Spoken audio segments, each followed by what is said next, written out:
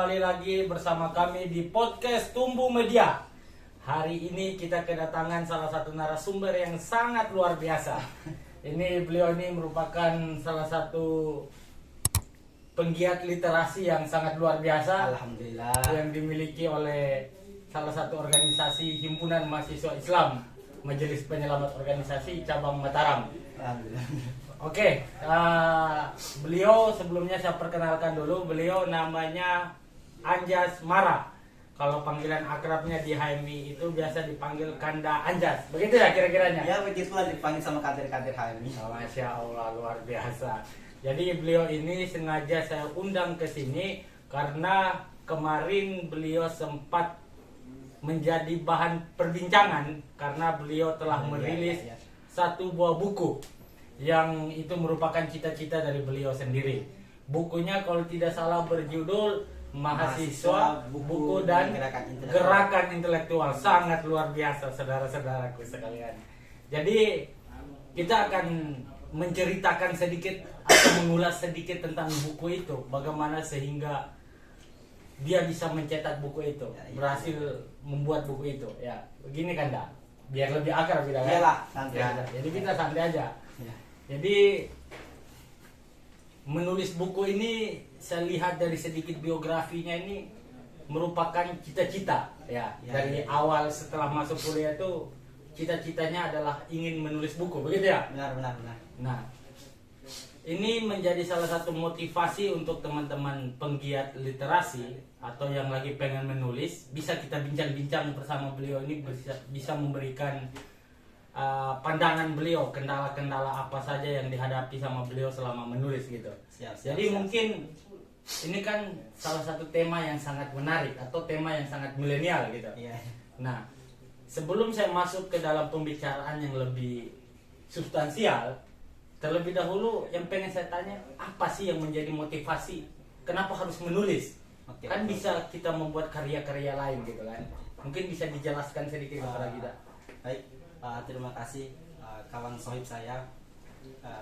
Dulu pada tahun 2019 kami melakukan kaderisasi atau yang disebut sebagai LK1 di Komisariat FPKUI Mataram dulu, namanya Panji. Jadi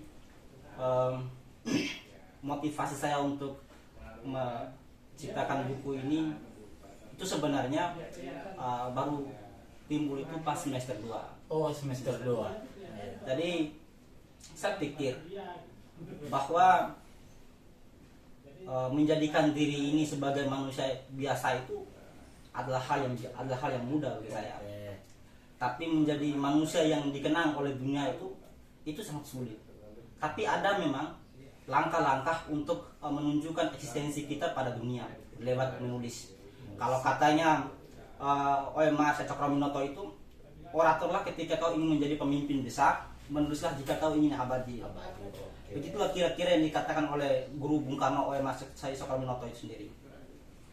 Jadi berawal dari situ, saya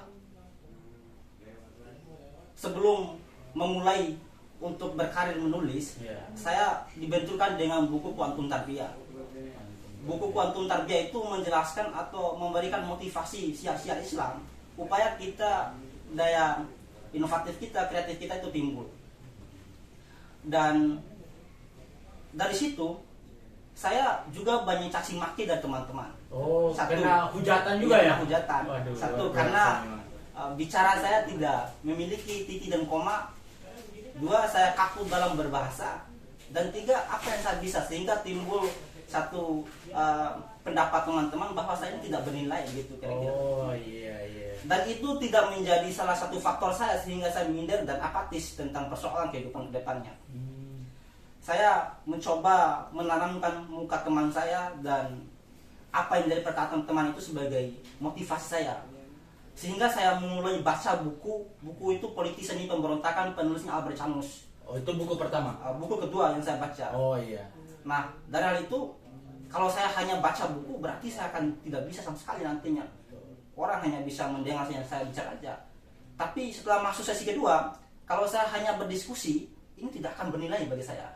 Maka ada senior saya, mantung ketua Komisi Hitam, namanya Abang Sahrujuan, bisa dipanggil Jono, untuk menunjukkan eksistensi pada dunia jin, kita harus menulis. Maka dari situ saya mulai berkarya dan bereksis untuk membuat tulisan. Tulisan pertama saya itu adalah semangat membara Budi Utomo. Karena saya termotivasi dari situ, dengan takbir Allahu Akbar itu, sehingga saya menulis motivasi Budi Utomo sendiri. Nah, disitulah saya mulai berkarya untuk menulis.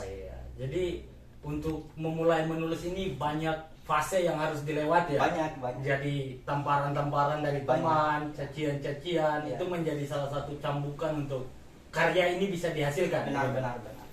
Memang sangat luar biasa ketika kita berbicara tentang buku itu ya. Mahasiswa, buku dan gerakan intelektual. Secara tidak langsung itu telah mengkonfirmasikan kepada mahasiswa bahwa budaya mahasiswa itu adalah membaca. Iya. Budaya mahasiswa itu budaya intelektual, bukan budaya-budaya euforia dan lain sebagainya gitu. Nah, namun yang pengen saya tanya lebih dalam lagi tentang buku itu kan kendala fase awal sebelum menulis itu kan ada motivasi besar. Jadi untuk menjawab cibiran mereka itu dibalas dengan karya begitu. Itu kalau tidak salah disampaikan oleh senior HMI-nya teman-teman, Bang Anies Baswedan kalau tidak salah. Nah, mungkin sedikit informasi kepada teman-teman yang mungkin nanti akan mulai menulis atau yang akan membaca. Kira-kira ini kan baru dirilis nih kan? Kita belum tahu isi bacaannya. Bisa kita minta pandangan sedikit tentang apa sih ada dalam buku itu dan hal menarik apa yang bisa membangkitkan semangat teman-teman untuk membaca gitu. Baik, terima kasih kawan sohibku. Jadi dulu ada senior dari alumni kami di Unrang. Saya termotivasi dari buku dia sendiri. Buku dia adalah Cita-Cita, Cinta dan Cita-Cita, dan bukunya dakwah itu cinta. Dua bukunya. Saya ingin mengikuti jejak dia menulis buku cerita hidup. Tapi ada salah satu penghambat sehingga saya tidak melanjut dari penulisan cerita tentang kehidupan sendiri. Saya diberi masukan oleh senior pertanian bahwa saya harus menulis buku gerakan intelektual. Nah, dari awal situ sehingga saya berinisiatif untuk memunculkan ide-ide tentang gerakan intelektual. Secara gambaran umumnya dalam buku itu tentang persoalan mahasiswa, buku dan gerakan-gerakan intelektual. Mahasiswanya itu saya flashback kembali pada persoalan historis, mulai dari gerakannya 908 pemuda-pemuda besar, pemuda-pemuda dulu yang diprakarsai oleh Dr. Sutomo, yang mengumpulkan seluruh pemuda-pemuda hebat yang mencoba menjadikan satu pertahanan negara Indonesia saat dulu dijajah oleh Jepang pada saat itu. Namun dibalik semua, dengan takbir yang dilantunkan oleh Budi Utomo itu sendiri, sehingga pemuda di situ seakan hadir semangat membaranya untuk tidak lagi, kan Belanda dulu ingin meminta kembali senjata yang ada yang didapatkan oleh Budi Utomo pada saat itu. Tapi dengan semangat mereka menolak keras. Kami berdarah-darah untuk memperjuangkan mendapatkan hak ini. Tapi kalian ingin meminta kembali, maka haram kami kasih, katanya. Nah, istilahnya seperti itu. Nah, itu bagian flashback. Tapi masuk ke era-era sampai era 1970-an, 80-an sama. Nah, yang paling asik di era 1970-an. Era 1970-an itu ada sikap ambivalensi intelektual yang dimiliki oleh mahasiswa dulu. Mereka seakan-akan sudah melakukan mitra kerjanya dengan masa orde dulu, orde lama dulu. Nah, orde lama itu diinisiatif sebenarnya oleh Soeharto itu sendiri untuk mencoba menjadikan pengetahuan mahasiswa sebagai alat dia untuk mendapatkan kekuasaannya, begitu sekira-kiranya. Nah, di balik sendiri ada juga gerakan-gerakan sampai di era di situ saya juga menjadikan Sohogi sebagai satu pendekat dalam memperjuangkan kemerdekaan Indonesia dulu.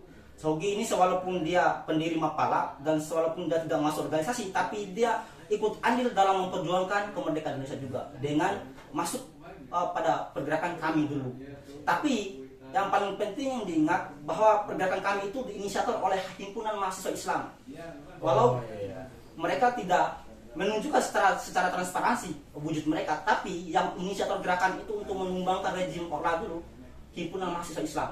Itu yang saya pelajari sejarah. Nah, itu simpelnya di bagian gerakan mahasiswanya. Nah, di buku itu saya mengutip Kanda Kita Bersama, Kanda Ubedillah Badrun, ketua cabang Jakarta dulu. Situ dijelaskan mengenai buku bahwa buku itu bukan hanya saja dokumenter mati loh. Tapi buku adalah salah satu roh yang hidup yang mencoba menjadikan jiwa ini terus membara. Buku dalam definisi dia, buku adalah pengalaman baru, pengetahuan baru, atau warna baru. Maka definisi saya adalah bahwa buku itu adalah yang mencoba membakar semangat kita, dan buku itu adalah sentral dunia bagi saya. Sentral dunia. Nah, sedangkan gerakan-gerakan intelektual yang menurut saya itu lahir dari forum-forum ilmiah. Forum-forum ilmiah, bukannya forum ilmiah kita bahwa kita toh ini adalah yang kita sediakan dan bincang-bincang tentang pengetahuan atau ilmu pengetahuan. Tapi di situ forum-forum ilmiah terlahir dari forum-forum biasa juga yang membicarakan tentang negara.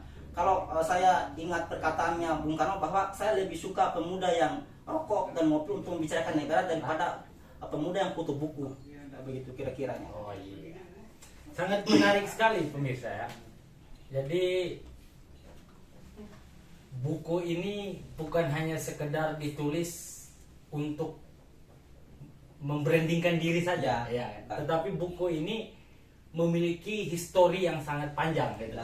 Karena dari ulasan yang luar biasa tadi dijelaskan sangat detail bahwa mulai dari tahun A sampai tahun B itu dijelaskan secara detail bagaimana referensi atau yang dipakai untuk menulis buku ini sangat luar biasa. Apalagi kita berbicara tentang gerakan-gerakan mahasiswa itu kan negara ini terbentuk atas kontribusi besar dari para pemuda.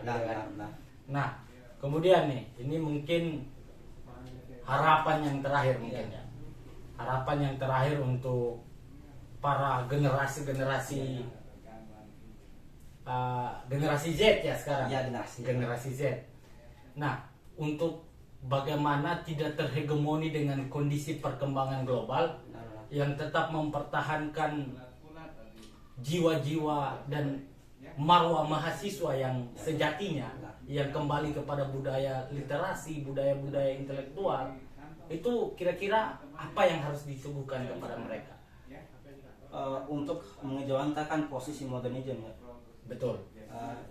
Jadi perlu teman-teman ketahui, ini harapan besar, bahwa untuk, kalau katanya Kiai Ustadz Abdul Somad itu, bahwa kita tidak boleh mengejawantakan posisi modernisme, kita harus beriringan dengan perubahan besar ini. Karena kalau kita ingin mengejawantakan posisi modernisme, maka kita akan teralienasi dengan sendirinya. Karena kita harus beriringan berjalan dengan modernisme atau perubahan besar sekarang ini. Maka untuk beriringan dengan perubahan besar, kita harus memiliki intensitas yang kuat. Intensitas yang kuat itu lahir dari pengalaman kita dan proses kita membenturkan diri ini. Satu, dengan buku. Yang kedua, dengan pengalaman-pengalaman kita di organisasi. Nah, karena saya melihat bahwa terjadi satu fluktuatif dalam internal NTB sekarang ini, bahwa ketika kita tidak memiliki pertahanan yang kuat dengan ilmu pengetahuan, maka kita akan terhegemoni dengan sendirinya. Karena saya melihat dengan kondisi, ada dalam buku saya juga itu dibahas bahwa ketika kita tidak memiliki ilmu pengetahuan, maka kita akan terhegemoni oleh yang akungkat dirinya sebagai tokoh di NTB ini. Dia hadir sebagai, bagi saya, dia hadir sebagai MPD yang sangat pahit. Bagi MPD yang sangat pahit sekali menurut saya. Karena dengan doktrin atau dogma mereka, sehingga adik-adik mahasiswa sekarang ini dia masuk dalam skema yang mereka gambar, skema yang mereka buat, sehingga adik-adiknya semua masuk dalam internal sana. Maka saya hadir buku ini untuk memberikan salah satu pengetahuan baru bahwa kita harus memiliki ilmu pengetahuan dan kita harus betul-betul untuk proses dalam isi buku sendiri upaya kita memiliki satu pertahanan yang kuat dalam menggandrungi tentang persoalan perubahan zaman sekarang ini, dan untuk menangkis atau untuk menakar problem-problem di NTB sekarang ini. Jadi dengan gambaran seperti itu memberikan sebuah stimulus bahwa sebenarnya membaca itu adalah jendela dunia. Ya, jendela dengan dunia. buku itu. Ya. Kita untuk mengetahui kondisi di Amerika saat ini, Ya, kondisi di Eropa, kondisi di Ukraina atau di Rusia, kita tidak perlu ke sana. Benar, Ya. benar. Tapi dengan membaca, dengan memperbanyak cakrawala Ya, benar. berpikir kita, menganalisis kondisi lewat bacaan kita, kita bisa mengetahui ternyata fenomena ini Ya. sebab dan akibatnya seperti Ya, ini. sebab dan akibatnya itu. Oke, baik. Terima kasih kepada saudara Anjas Mara. Mungkin sebelum kita menutup ada sedikit motivasi atau sedikit ibaratnya closing statement lah, Oke. memberi motivasi kepada teman-teman semua agar mungkin bisa mengikuti jejak penulis kita yang sangat luar biasa Oke. ini. Mungkin bisa disampaikan. Oke, teman-teman, ya ingin saya kasih motivasi. Saya bukan menggurui teman-teman, tapi saya ingin berinteraksi dengan teman-teman walaupun kami ini berada di hanya sebagai video, tapi paling kita bisa berinteraksi kapan-kapan.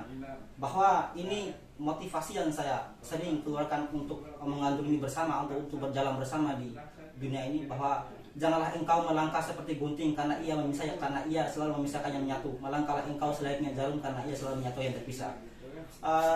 Itu adalah salah satu kutipan bijak yang menurut saya, yang tidak membuat kita pecah, melainkan kita bersatu pada walaupun hal itu terkecil sama sekali. Dan mari kita terus membenturkan diri kita dengan buku apapun, karena dia memiliki nilai lebih yang membuat kita berubah, baik itu pada perubahan mentalitas dan lebih penting perubahan pola pikir kita untuk berjalan dengan zaman sekarang ini. Dan harapan saya terus berliterasi, menulis dan membaca buku. Sangat luar biasa, kita berikan aplaus dulu. Jadi sebelum kita menutup, saya ucapkan terima kasih kepada saudara Anjas. Semoga karya-karya barunya Amin, terus amin, dimunculkan amin, amin, amin. sebagai bentuk untuk bagaimana merubah mindset mahasiswa yang Amin. mungkin saat ini sudah melenceng dari koridor kata Ya, mahasiswanya ya, itu ya. sendiri. Maka dari itu saya ucapkan terima kasih juga Ya. dan selamat atas rilisan Siap, buku siap, barunya. siap kawan. Kita tunggu bukunya, mungkin dapat hadiah di podcast ini mungkin ya. Siap, Kita pasti, dapat pasti. hadiah dari podcast ini dari buku saudara Anjas. Ya. Nah, mungkin itu saja sebelum saya menutup. Satu pesan, generasi itu harus dirawat dengan literasi Ya. agar kelak mereka tidak terjebak di dalam sebuah substansi omong kosong Benar. yang nanti suatu saat akan menjerumuskan mereka ke dalam kesesatan Ya. berpikir sehingga mereka mudah dijadikan sebagai kambing hitam untuk kepentingan-kepentingan para elit politik hari ini. Benar. Kurang dan lebihnya saya mohon maaf.